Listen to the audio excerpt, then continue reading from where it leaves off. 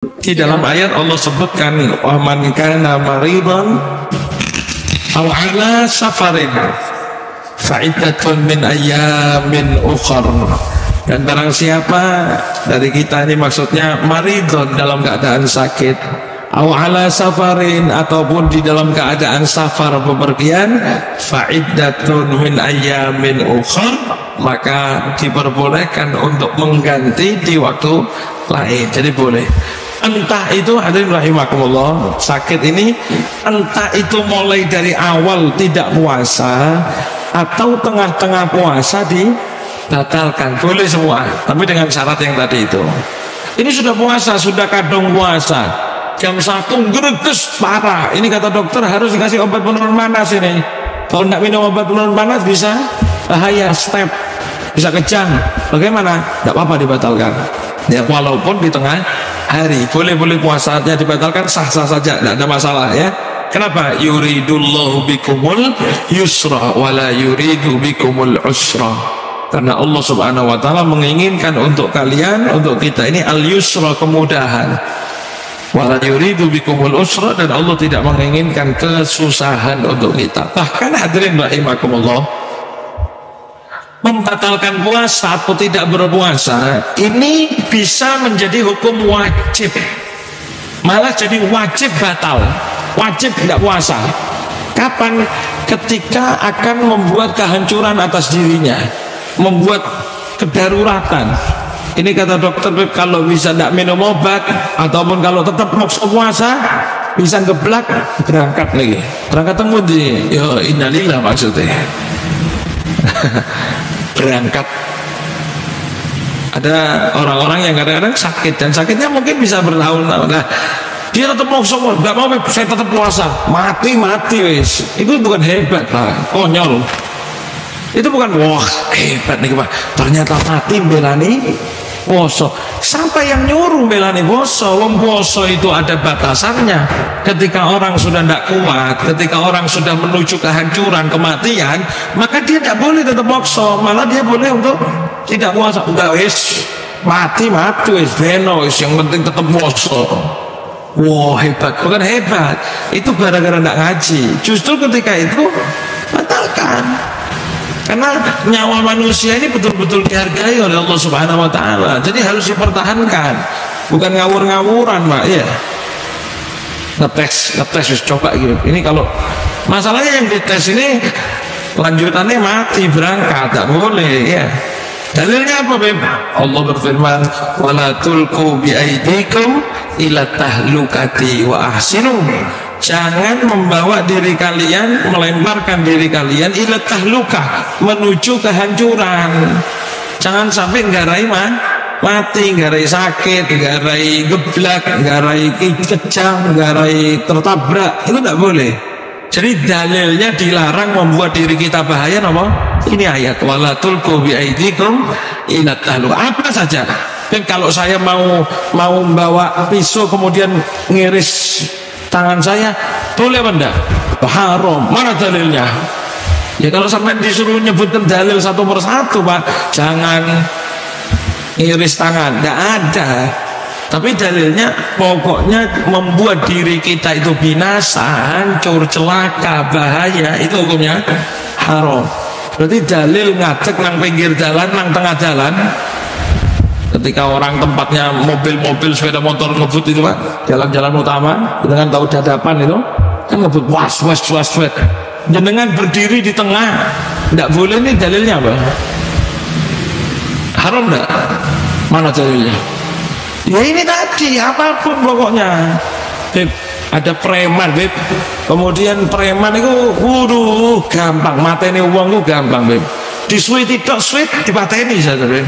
Dalil nggak boleh suitan di depannya orang itu apa? Ya haram apa halal? Haram, karena ketika kita suitan terus mati, bukan salahnya dia salah atau tidak salah, tapi kita yang membuat diri kita binasa, salah, itu haram, nggak boleh.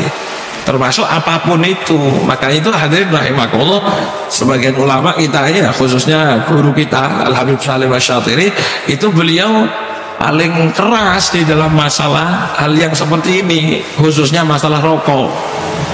Rokok itu keras Pak Habib Salim. Kenapa? Karena dalilnya jelas, wala tulqu biaidikum ila tahluka, jangan menggantarkan diri kepada kehancuran. Rokok itu membuat sakit enggak? Yang rokok saja bawa itu kok tulisannya ya. Yang rokok itu kan ada di kotaknya ada. Ya ini kan terpaksa gara-gara pemerintah. Ya memang urusannya itu, Pak. Merokok dapat menyebabkan uang habis pertama, cuma tidak ditulis. Merokok dapat menyebabkan penyakit kanker paru-paru begini-begini. Maka ulama kita mengatakan rokok itu haram. Oh enggak, rokok itu makruh. Ada lagi yang sampai sekarang bilang rokok itu sunnah. Karep siro. Ngomong apa, Pak? Sampai jadi sunnah. Minimal makruh ulama itu mengatakan, iya. Ada perdebatan itu. Dulu di dalam satu kitab disebutkan Al-Imam Abdullah bin Umar bin Yahya. Abdullah bin Umar bin Yahya, mufti beliau ini, Pak. Keluarganya pengarang Sahih Sulamut Taufik, ya. Keponakan beliau. Alim alama, kalau di dalam kitab Bughyah itu kalau disebut tanda ya itu beliau maksudnya. Abdullah bin Umar bin Yahya ini debat sama orang. Satu orang bilang begini, sama-sama orang alim, sama-sama orang ulama gitu. Beliau bilang gini, yang orang yang debat sama beliau ini, rokok itu posisinya kedudukannya sama seperti kopi. Ketika orang rotok males, rotok kesel, rotok kurang semangat, keneng rokok, cengar ya, cengar, penyar dari omosing, cengar lagi, melek lagi, sama dengan kopi. Kopi kalau ngantuk kopi, penyar lagi, cengar lagi, melek lagi, berarti hukumnya sama. Kata beliau tidak sama. Walaupun itu nanti manfaatnya bisa sama, tapi hukumnya tidak bisa dikiaskan sama. Udah bisa, harus sama. Wah, tek panjang lebar. Kata beliau gini saja sudah. Besok sampai bawa rokok, saya bawa kopi. Nggih pun. Kemana Beb? Ya sudah wis, pokoknya ketemu. Akhirnya beliau ini bawa rokoknya, beliau bawa kopinya. Ternyata berangkat dituntun sama beliau sampai ke Masjidil Haram. Ya, sampai nang ngarepe Ka'bah. Wiritan terus Beb, sudah gampang. Urusan rokok ini kalian sih terus cerita deh, ambil kopi sampai wiritan loh, wiritan ngaji dah, ngaji Pak. Namanya ngaji ini kan lama-lama roto serendengan, roto ngantuk, roto apa. Beliau keluarkan kopi, seret.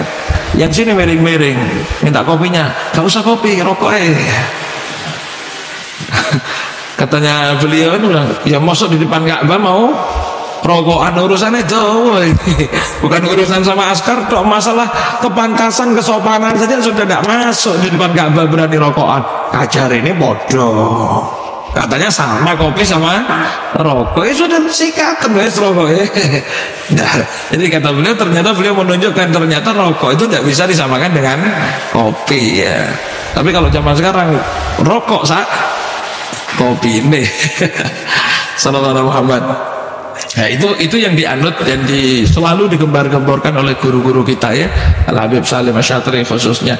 Perkara ada ulama yang bilang sunnah, ada yang bilang makruh, monggo jenengan urusi, jenengan timbang sendiri hal tersebut nih. Hadirin rahimakumullah. Orang sakit itu jadi tidak sembarang penyakit, tapi sakit yang sekiranya bisa membahayakan. Standarnya bagaimana? Standar yang dikatakan di dalam permasalahan hukum tayamum ya. Itu yang disebutkan. Dan bahkan bisa wajib untuk berbuka puasa, membatalkan puasanya ketika hal tersebut membuat binasa dirinya atau meninggal atau mati ya.